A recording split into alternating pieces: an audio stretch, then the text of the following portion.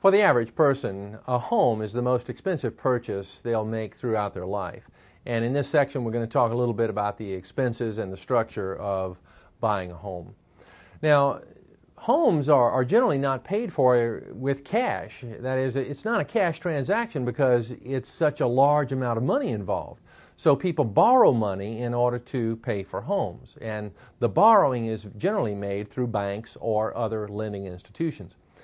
Now, the loan that is made for the purchase of a home is called a mortgage. And generally, banks and other institutions that lend money don't lend the entire purchase price.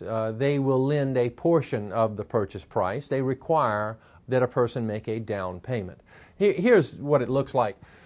The mortgage is found by taking the purchase price and subtracting a down payment, and what's left is the mortgage, the amount of money that the bank is willing to loan to a person for the purchase of a home. Now, the down payment is generally expressed as a percent of the purchase price, and we'll make a calculation about that in just a minute. Let's talk first, though, about another expense in this process. It's called an origination fee. Banks and other lending institutions will often require that a person pay a fee for the whole process, the paperwork process in creating this mortgage. And the origination fee is also based upon a percent. Now, the percent is actually called points. When a bank says, we charge 3 points origination fee, what that means is that they charge 3% of the mortgage as their origination fee. So the origination fee is calculated by taking the amount they're willing to lend to you and multiplying by the number of points as a percent. All right, so to get the origination fee, let's look at a couple of problems. A home costs $90,000 and a bank requires a down payment of 20%. We want to find out how much the down payment amounts to and how much the mortgage amounts to. And in reading through this, it may not be evident, but this 20% really has a hidden operation in it. It's 20% of something, and it's 20% of the $90,000 for this down payment. So we figured the down payment by taking 20% of the purchase price of $90,000. So it's $90,000 times 20%. That's $18,000. So $18,000 is the amount of the down payment. Now, in making the calculations, in writing down what you need to write in order to make the calculation for down payment, origination fee, amount of the mortgage, and all those kinds of things, organize your work in some way. And it doesn't make any difference whether you set up a structure that's horizontal or vertical. It doesn't matter. As long as it's well organized and as long as you don't do most of the calculating off to the side and then come back in and just put answers down. You want to be able to look later at the numbers that are being multiplied, added, subtracted, whatever, in order to arrive at a certain conclusion. So here it's important to write the $90,000, it's important to write this 20%, and we identify the $18,000 as a down payment. All right, let's calculate the B part. How much is the mortgage? Well, the mortgage is just the difference between the cost of the home and the down payment. So we take the cost, the price of the home, the purchase price, and we subtract the down payment. And the mortgage for this home is $72,000.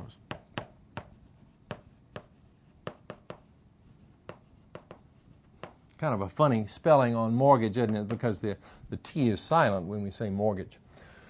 Here's another problem. This one involves origination fee. The same bank, we're talking about the same problem over here, the same bank charges a loan origination fee of 3 points. How much is the loan origination fee?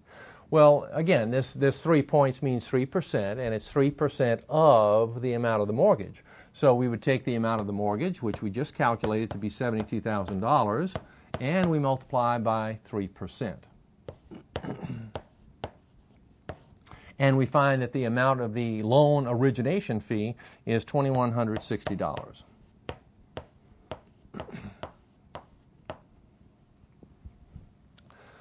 Now let's talk about this loan and how it's paid back. A lot of times mortgages are created for very long periods of time. It's not uncommon for a mortgage to have a term of 30 years, sometimes 15, sometimes, well, whatever. But 30 years is a pretty common amount of time for a mortgage.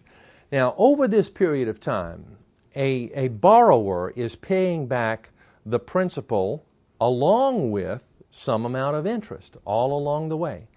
And banks have a way of calculating a fixed amount of money each month for that overall payback. And we'll make that calculation in just a moment. There are tables that allow us to do that. But it's important to realize that in this fixed payment for 30 years, a certain portion of that payment is for the principal, to repay the principal, and another portion is to pay the interest on that loan. And the amount within each payment for principal and for interest will change throughout the term of the loan. And that only makes sense when you realize that at the very beginning of such a loan, that the person owes all of this large amount of principal, and therefore they're going to pay the most interest in the first few months of such a loan. Now, in the last few months of the loan, they owe less and less money, you see, and therefore they'll be paying less and less interest. So at the end of the term of the loan, they'll pay mostly principal in this payment, but very little interest. In the first part, they're paying mostly interest and very little principal. Well, let's look at the structure of the situation. Now, suppose we're talking about an $80,000 mortgage. Now, this is a different problem than the one before. So we've got an $80,000 mortgage at 7% interest for 30 years. And now let's talk about how this monthly payment is found.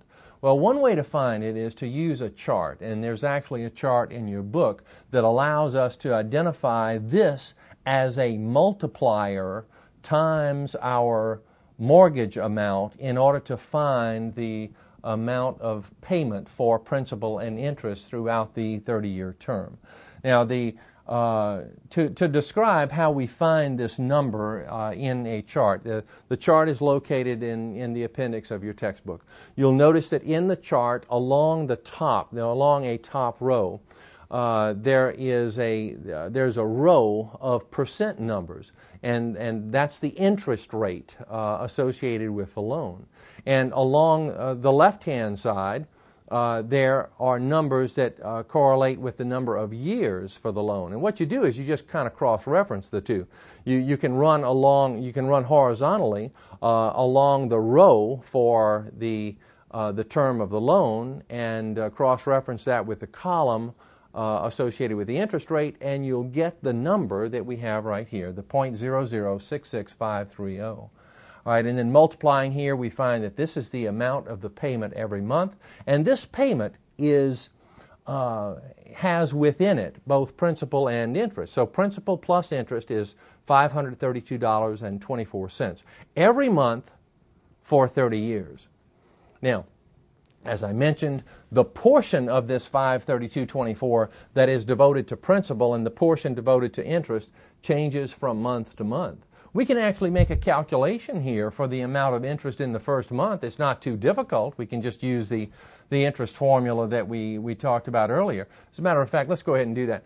In month one, the simple interest, you see we're using our principal of $80,000, that mortgage, for the interest calculation. So the principal is $80,000, the interest rate is 7%, and the time is 1 month, so it's 1/12 of a year. And so the amount of interest is $466.67. Now that means, and let's kind of come back over here, that means that the principal part of this payment plus the interest part of $466.67 is equal to $532.24. Gee, well, knowing that something plus interest is $532.24, we can just do this. We can take $532.24 and subtract the interest and find out how much principal is being paid during that first month. Let's do that. the monthly payment is $532.24. The amount of interest paid in the first month, we found up here, is $466.67, and the difference here is $65.57. So that's the amount of principal that's being paid in the first month. You know, we could go through and from month to month, we could make the calculation of interest and principal. Now, we don't have to do that, but it's kind of interesting from a mathematical standpoint to realize that there is a rather simple basis for all of this complication in having a mortgage. Now, one other expense associated with mortgage payments a lot of times is property tax. That is, property taxes are paid by homeowners to local governments.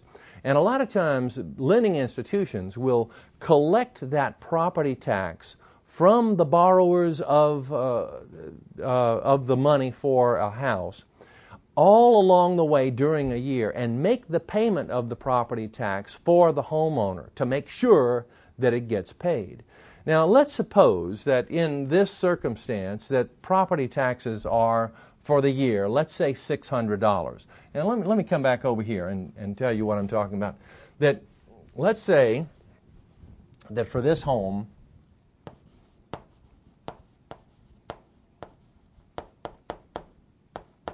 that the property tax for the year is $600. Now, in order for the bank to collect this amount of money over the course of an entire year, they would collect 1/12 of it each month. And 1/12 of 600 is $50. So they're going to add $50 to the monthly payment, you see, in order to collect this every month for at least for the first year. It might change. If the property taxes change for the next year and the next and the next, then this amount that is being added will change a little bit as well. But $50 may be added then to the overall monthly payment. So rather than the monthly payment being $532.24, it would be $582.24. It's just important to realize that property tax is sometimes an add-on in this payment for principal and interest to a lending institution.